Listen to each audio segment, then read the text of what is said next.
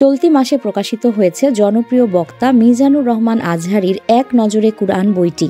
পাঠক মহলে বইটির গ্রাফিক্স ও উপস্থাপন শৈলী বেশ আলোড়নও তুলেছে, কিন্তু বিদেশি এক লেখকের বই হুবহু অনুবাদ করে নিজের গবেষণা কর্ম বলে দাবি করার অভিযোগ উঠেছে এই জনপ্রিয় বক্তার বিরুদ্ধে। সামাজিক যোগাযোগ মাধ্যমে মিজানুর রহমান আজহারীর এক নজরে কুরআন বইটি নিয়ে সমালোচনার ঝড় উঠেছে।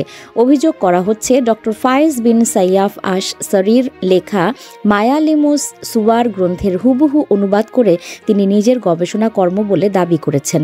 এক নজরে কুরআন গ্রন্থের প্রকাশনা অনুষ্ঠান মিজানুর রহমান দাবি করেন দীর্ঘ গবেষণা ও পরিশ্রমের পর তিনি এক নজরে কুরআন গ্রন্থটি লিখেছেন।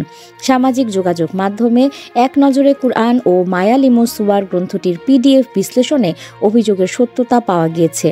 এক নজরে কুরআন গ্রন্থটি প্রকাশ হয়েছে 2025 সালের ফেব্রুয়ারি মাসে, আর মায়ালিমুস সুওয়ার গ্রন্থ প্রকাশিত হয়েছে 2016 সালে।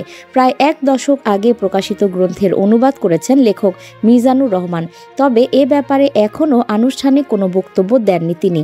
শায়েখ সিয়াম নামে একজন সামাজিক যোগাযোগ মাধ্যমে লিখেছেন, মিজান আজহারীর এক নজরে কুরআন নামক নজর কাড়া বইটি মায়ালিমুস সুওয়ার কিতাবের হুবহু নকল, যা গুগল ট্রান্সলেটের মাধ্যমে বাংলায় অনুবাদ করা হয়েছে।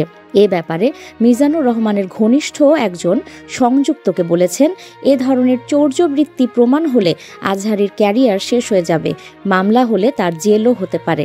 নিউজ ডেস্ক, সংযুক্ত।